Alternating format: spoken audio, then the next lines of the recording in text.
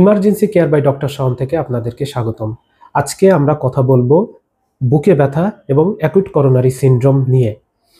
যদি কোনো রোগী প্রচণ্ড রকমভাবে বুকে ব্যথা নিয়ে আসে এবং সে যদি বলে তার এই বুকে ব্যথার সাথে সাথে এই ব্যথা গলা, থুতনি, ঘাড়ে, পিছনের দিকে, বাঁ হাতে, পেটে অনুভব হচ্ছে এবং সাথে রোগীর শরীরে প্রচণ্ড রকমভাবে ঘাম দেওয়া, বমি করা এবং শ্বাস নিতে কষ্ট হওয়া, দম ভারী হয়ে যাওয়া, এরকম সিমটম বললে আমাদেরকে মাথায় রাখতে হবে অ্যাকুট করোনারি সিনড্রোম।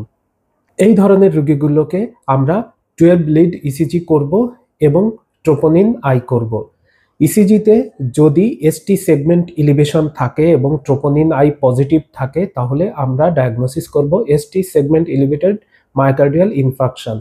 আর যদি ইসিজিতে এসটি সেগমেন্ট ইলিভেশন না থাকে এবং ট্রোপোনিন আই পজিটিভ তাহলে আমরা ডায়াগনোসিস করব non ST segment elevated myocardial infarction.